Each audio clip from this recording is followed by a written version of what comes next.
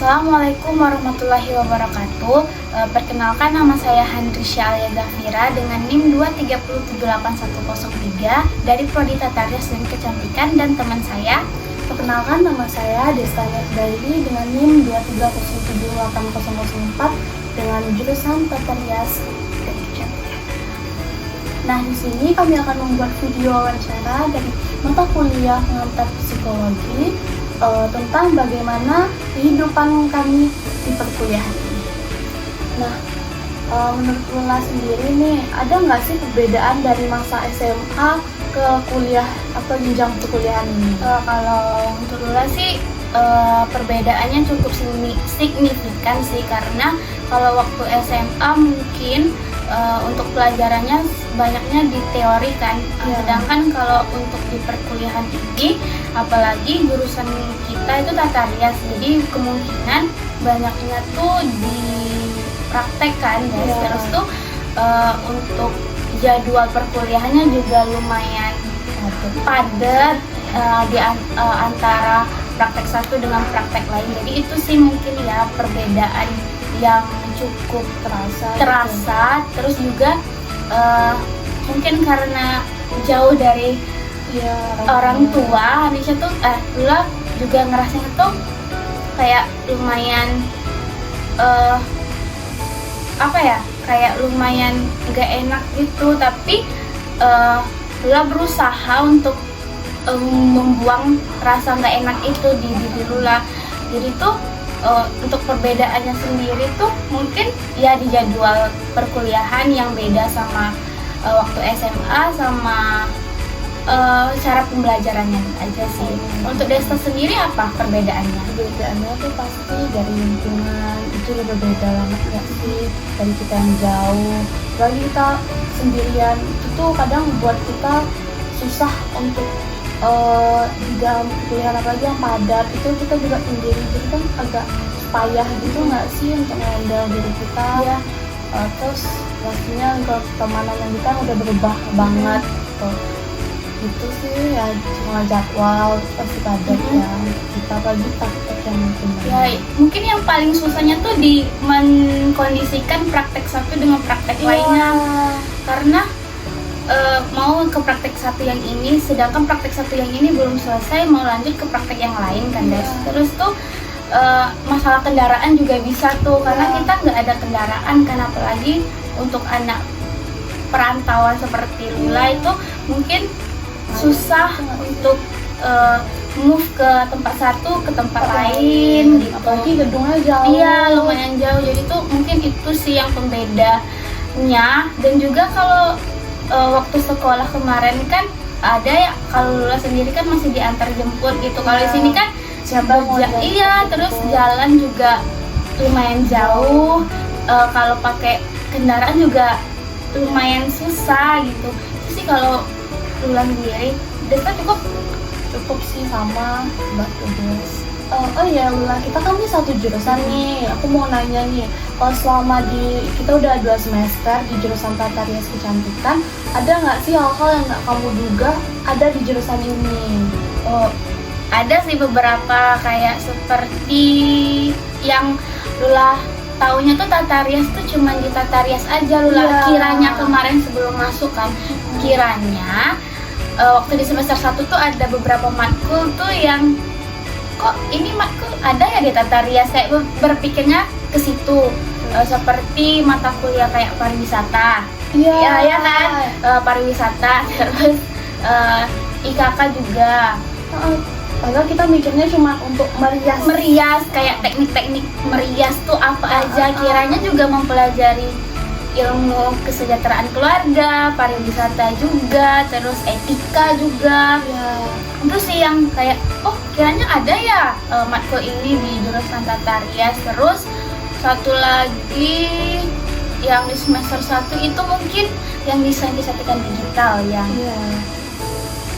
yang Lula nggak ada basic menggambar sama sekali, itu dituntut untuk bisa menggambar, terus bisa mengkombinasiin warna, membedakan warna primer, sekunder dengan tersier itu harus bisa, karena itu mungkin modalnya ya untuk di tata rias. Mungkin Terus basicnya. iya basic. Terus juga dalam menggambar wajah-wajah orang, sanggul-sanggul itu menurut Lula itu sangat-sangat susah bagi Lula, karena memang nggak ada basic sama sekali di aku tuh. Terus juga dalam penggunaan aplikasi desain digital untuk menggambar wajah, secara digital. iya, gambar wajah orang, gambar sanggul orang, gambar badan orang. Terus itu lumayan susah, apalagi Lula juga nggak ada basic di komputer kan. Di laptop itu lumayan nggak bisa sih, paling cuman kayak ngetik, main-main, nonton YouTube itu sih. Terus yang satu lagi itu yang agak kagetnya itu ada anatomi. Iya, itu mikirnya anatomi itu cuma nggak ada ya di Iya, jurusan kita. kiranya juga ada mempelajari kayak anatomi rambut, kuku. Ya setelah dipelajari memang kayaknya emang butuh di tata rias, sekarang kita memang ada saatnya kita mainin kuku orang, mainin rambut orang. Itu mungkin itu sih yang experience yang nggak terduga yang terjadi di semester 1 menurut Lula kan. Terus kalau di semester 2 kayaknya belum sih, kalau untuk ekspektasi itu belum ada, karena udah dari pengalaman di semester 1 nih udah ngeliat nih, kayaknya memang di semester 2 juga ada mata kuliah yang memang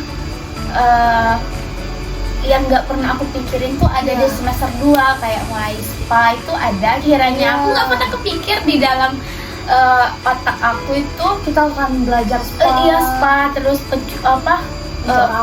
rambut, kulit wajah tuh ada sih kalau kulit wajah, karena memang kita basicnya di wajah kan. Tapi kalau untuk rambut terus spa itu nggak kepikiran di Lula kalau ada mata kuliah itu.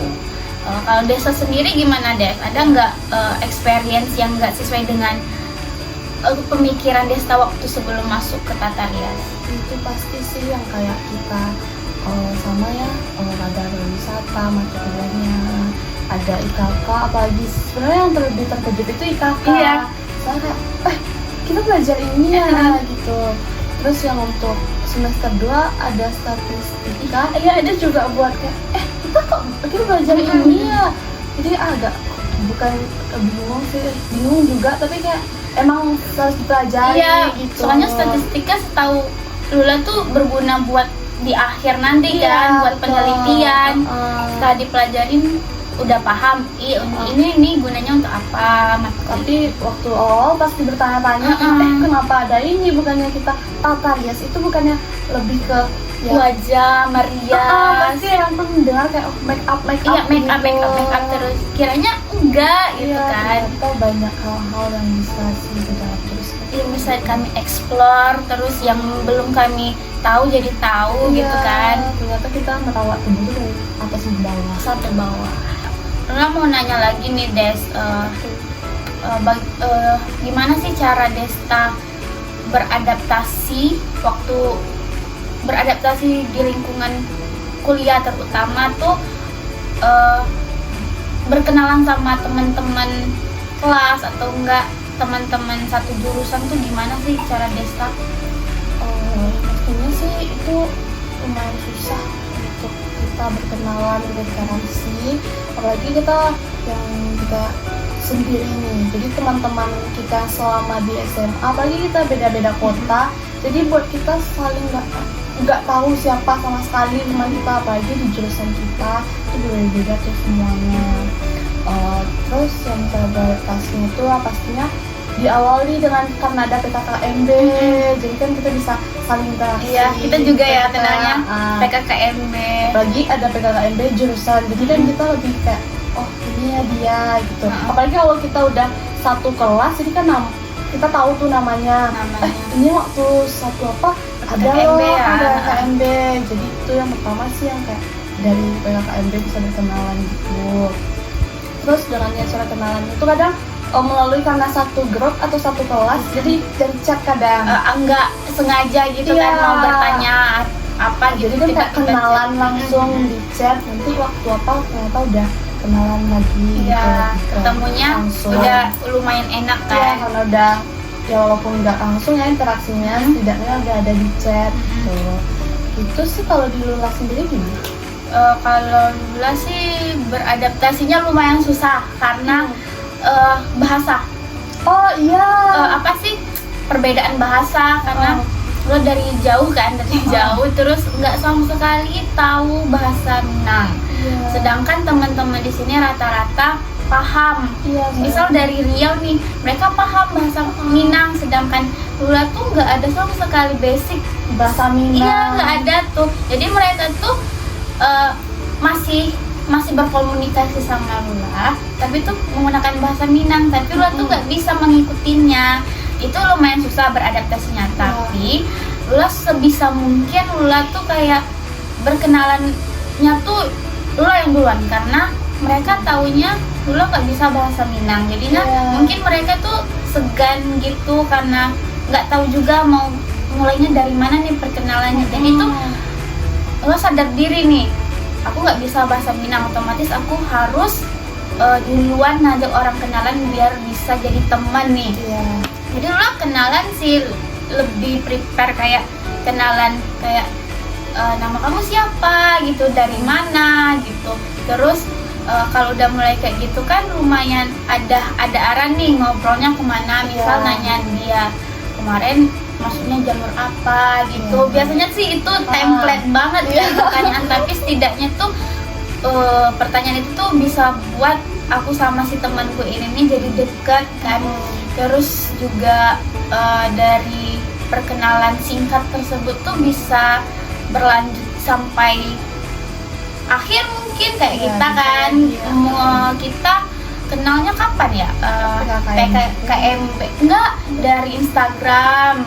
Oh iya. Dari Instagram sama-sama mandiri, terus saling DM-an, terus sampai akhirnya Lula ke Padang, PKKMB, perginya bareng-barengan kan guys. Terus tapi sayangnya nggak satu kelas, itu tuh yang sedihnya ya. Waktu pertama tuh kan nggak satu kelas, tapi masih bisa menjalin komunikasi karena memang dari awal kita udah kenal lewat sosial media juga. Jadi waktu PKKMB juga kayak Desta yang mana? Desta yang mana gitu. Karena kita nggak pernah ketemu.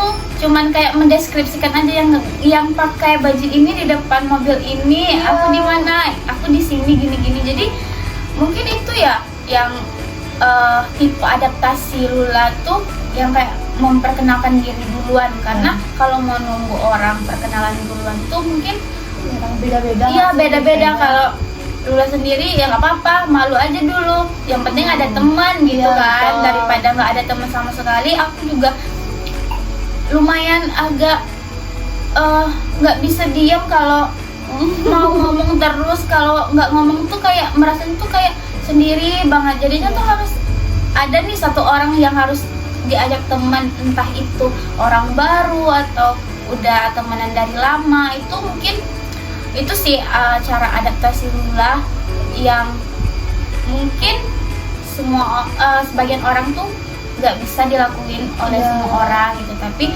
alhamdulillahnya Lula bisa gitu menerapkan adaptasi itu di diri Lula. Itu sih. Jadi sekian wawancara kami untuk mata kuliah pengantar psikolog. Terima kasih.